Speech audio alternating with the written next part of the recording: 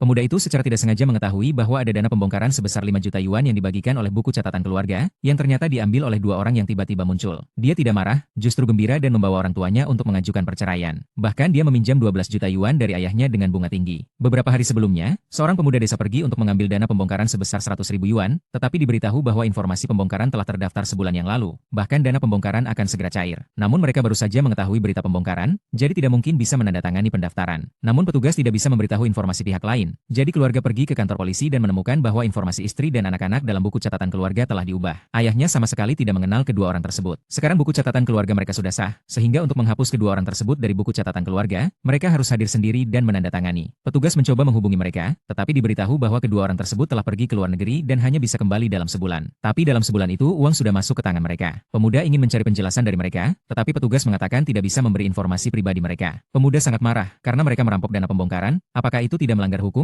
Petugas wanita mengatakan bahwa semua dokumen mereka sah dan sesuai aturan. Pria itu tidak punya pilihan selain mencari pengacara, tetapi pengacara juga tidak bisa melakukan apa-apa. Ketika sedang bingung, tiba-tiba bertemu dengan seorang antara informasi. Pemuda awalnya tidak ingin menghiraukannya, tetapi mendengar bahwa dengan nomor telepon saja bisa mengetahui semua informasi, semangatnya kembali bangkit. Cepatnya, antara informasi menemukan informasi wanita itu. Tidak bekerja, tidak pensiunan, tapi memiliki 3 rumah di kota. Bahkan sekarang tinggal menyewa di desa sebelah. Pemuda langsung membawa orang tuanya pergi menemui mereka. Wanita itu tampak kaget dan mencoba menyangkal kenal mereka, ingin segera menutup pintu. Untungnya pemuda cepat tanggap, menendang pintu dan langsung menyampaikan bahwa dia menipu uang mereka. Tetapi wanita itu langsung pura-pura bodoh. Melihat keluarga ini sulit ditipu, wanita itu langsung menawarkan 100.000 yuan sebagai kompensasi agar mereka tidak lagi menuntut. Bagaimana mungkin keluarga ini mau menerima begitu saja? Tapi wanita itu tanpa percaya diri, mengatakan jika mereka terus mengganggu, bahkan tidak akan mendapatkan 100.000 yuan. Mengandalkan tindakan mereka yang tidak bisa ditemukan celahnya, dia sangat sombong. Saat putrinya datang, wanita itu langsung duduk dan keduanya mulai berpura-pura. Mereka mengatakan uang negara itu milik siapa saja yang namanya tercantum. Bahkan jika polisi datang, mereka tidak bisa apa-apa. Bahkan jika dia mengadukan ke pengadilan, tidak ada bukti. Pada akhirnya uang sudah masuk ke tangan mereka. Wanita itu melihat tetangga desa berkumpul, lalu duduk dan berpura-pura. Menyalahkan pemuda bahwa ayahnya meninggalkan mereka, sekarang ingin mengambil dana pembongkaran. Warga desa yang tidak tahu fakta sebenarnya mulai menyalahkan ayahnya. Pemuda sangat marah, mengambil tongkat ingin memberi pelajaran pada keduanya, tetapi ini justru menjadi tipu muslihat mereka. Keduanya langsung berlutut dan memohon pemuda untuk mengampuni mereka. Dengan cara ini, mereka mendapat dukungan warga desa. Keluarga ini tidak bisa menjelaskan lagi. Meskipun ayahnya berusaha menjelaskan, tidak ada yang percaya. Kedua ibu dan anak terus berbohong, menyalahkan ayah karena memihak laki-laki, jadi meninggalkan mereka. Mereka juga mengklaim telah dianiaya oleh ayah selama bertahun-tahun. Pemuda tidak bisa menahan kemarahannya, mengambil botol minum. Saat polisi tiba, mereka membawa semua orang ke kantor polisi. Kedua ibu dan anak bersikeras bahwa ayahnya meninggalkan mereka dan ingin mengambil dana pembongkaran untuk mantan istrinya. Ayahnya sangat marah dan tidak bisa menjelaskan. Pemuda mengusulkan untuk melakukan tes DNA untuk membuktikan hubungan. Kedua ibu dan anak menolak, mengatakan bahwa karena mereka berada dalam satu buku catatan keluarga,